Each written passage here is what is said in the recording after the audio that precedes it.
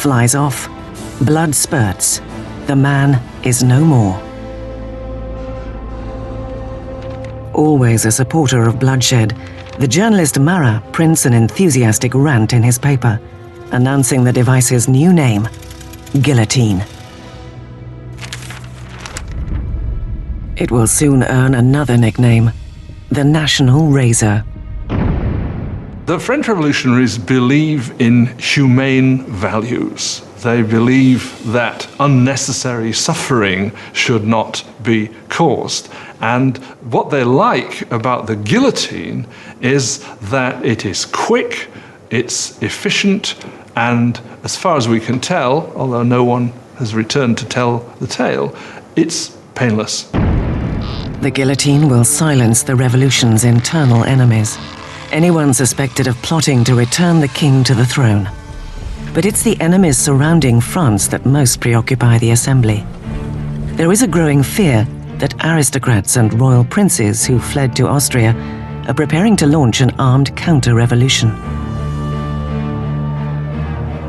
The Assembly calls for a preemptive attack, a declaration of war on Austria. Robespierre argues against it. Robespierre is one of the lonely voices who is opposing war because he thinks the enemy will win.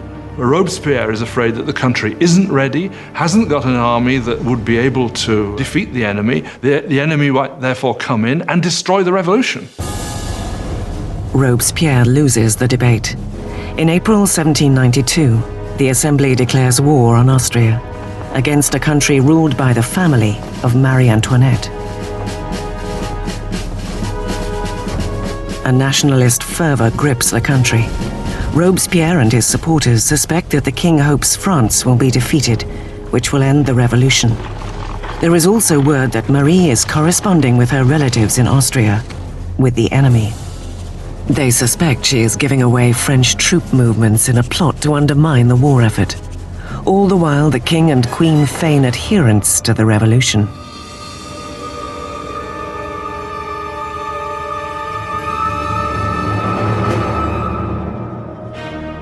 Louis and Marie Antoinette are playing a double game. They are seeming to go along with the revolution many times, at the same time as they are conspiring against it. They are trying to survive. If you want to be generous, they're survivors. But if you want to be, look at it from the revolutionary point of view, is they're liars. With the French army already suffering setbacks on the border, word reaches Paris that Austria's ally Prussia has joined the invasion. Their troops are mobilized under the command of the Duke of Brunswick. The atmosphere in the city is tense. Paris is a tinderbox.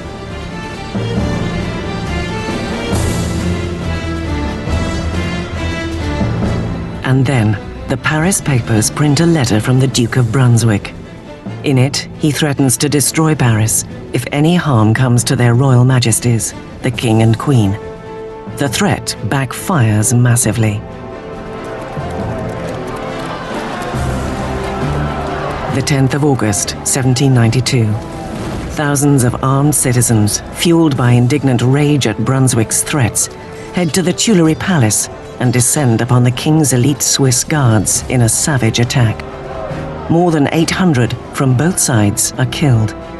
The king finds sanctuary within the National Assembly debating chamber, where a vote will later suspend the monarchy. The French Republic is born.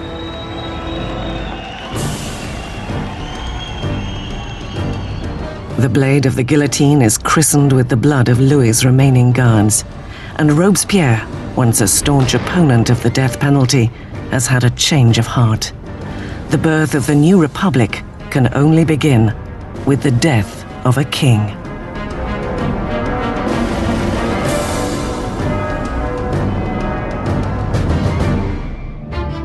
August 1792. With the king deposed and imprisoned, Robespierre and his Jacobins are locked in a battle with the moderates of the Assembly, the Girondins, for control of the national government. But on the streets of Paris there is a new radicalism. It is led by the artisans and working men of Paris, recognizable by their long trousers, in contrast to the knee breeches or culottes worn by the aristocracy. They call themselves the sans-culottes, those without knee breeches. The sans-culottes considered themselves the true people of France. They were not the poorest of the poor. They tended to be fairly well-off artisans, shopkeepers, people like that. But they were people who at least claimed to work with their hands. Not wearing the breeches, not wearing the culotte for the sans-culotte was simply symbolism of being not an aristocrat, being an ordinary man of the people. The sans-culottes seize control of Paris's city government, while the Jacobins and Girondins steer the country from the Assembly, now reformed as the National Convention. They are struggling with the command of the beleaguered French army, which is swiftly losing ground to Austria and Prussia.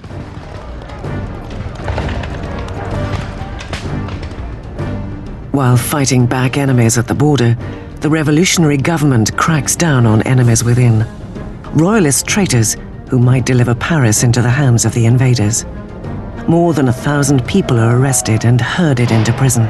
Priests, journalists, ordinary men and women. Robespierre concentrates on the internal crisis, but his ally, the Minister of Justice, Georges Danton, motivates men, young and old, to join the war on the frontier. He is gregarious and flamboyant, everything that Robespierre is not. Soon, Danton's name is heard throughout Paris. Danton is a bigger-than-life character, a man full of life, full of bombast, a tremendous drinker and debaucherer who, though he's from the educated classes himself, is a guy who, unlike Robespierre, can physically identify with the working people in a way that Robespierre simply cannot. As the Prussians close in, Danton's fiery rhetoric mobilizes the people, inspiring many to enlist. At one of the moments of greatest peril for the revolution, the Austrian and Prussian armies are invading. He gets up in front of the people of Paris and shouts, "De l'audace, encore de l'audace, toujours de l'audace, et la patrie est sauvée." Boldness, more boldness, forever boldness, and the fatherland is saved. He's really one of the people who manages to rally the country against the invader. It's an extraordinary moment. With so many able-bodied men leaving for the front, Paris is left defenseless, its jails bursting with political prisoners. A fear takes hold that the prisoners will be impossible to contain. Marat's paper will later be blamed for inciting the horrific events that follow.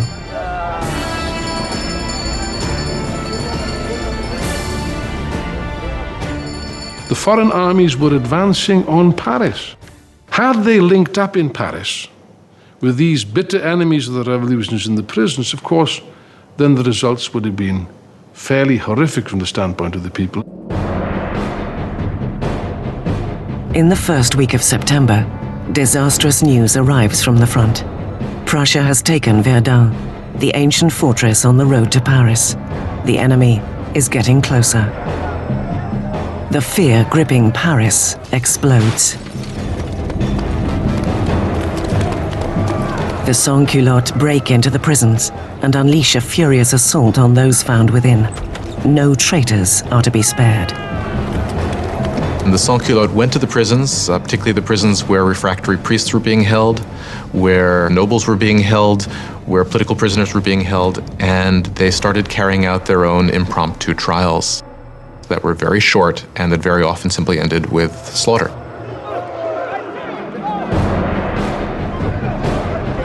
Women are raped or mutilated, priests disemboweled, aristocrats hacked to pieces. More than 1,600 people are slaughtered in just a few days. When word of the September massacres spreads throughout Europe, there is widespread revulsion.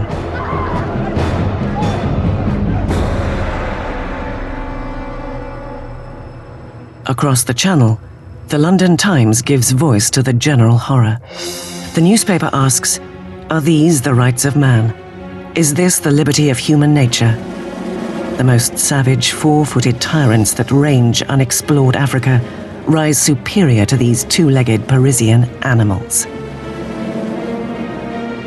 The revolution has turned a corner. Even Robespierre understands that things have gone too far, that the people cannot manage the revolution on their own. They need guidance. The incorruptible rises to the forefront as the man who can lead the revolution.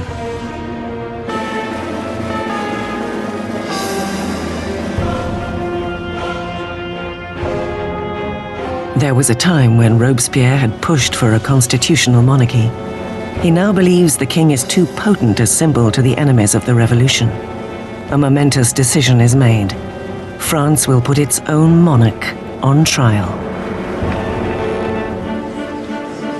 With the verdict a foregone conclusion, the only debate left is punishment. The moderates, led by the Girondins, call for sparing his life, which isolates them in the convention. The Gironde really crystallized as a faction in the convention over the debate over the king, because while they certainly wanted a republic, they were less sure that the king should actually have to die. But the debate is dominated by the Jacobins, who call for blood. Why did the Jacobins want to kill the king? I think they wanted to kill the king because, as Robespierre brilliantly said, you have to kill the king so the revolution can live. If the king is right, then the revolution is wrong. In any system there had ever been, there's only one penalty for treason, and that is death. So in this sense, if the king is guilty of betraying the country in a time of war, then the argument is that he must suffer the death of a traitor. On the 20th of January, 1793, Louis XVI is declared guilty. The sentence is death.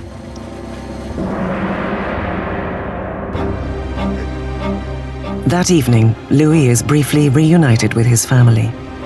Calm in the face of their tears, he promises to return the next morning to say a final goodbye. He will not. He cannot bear his family's anguish, and must not weaken on the way to the guillotine.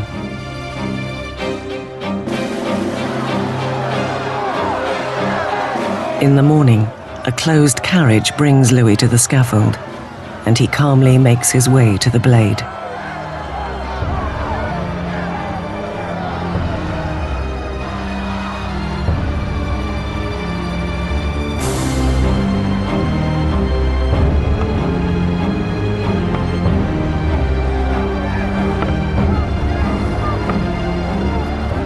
He attempts to give a speech. I die innocent of all the crimes laid to my charge. I pardon those who have occasioned my death, and I pray to God that the blood you are shedding may never be visited on France. But the guards drown him out with a drum roll.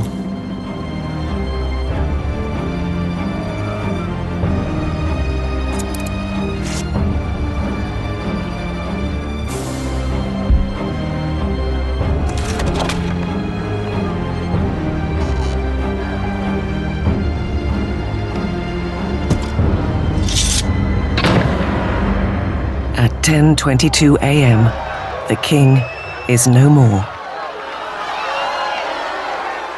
In the Temple prison, Marie Antoinette hears the cannons fire, announcing the death of her husband.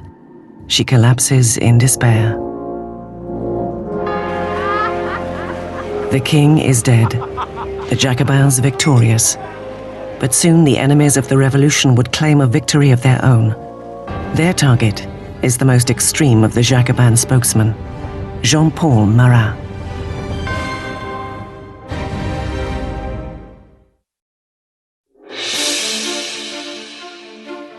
The death of King Louis XVI marks a turning point, a pivotal moment when the radical revolutionaries claim victory and the French Republic is born in blood.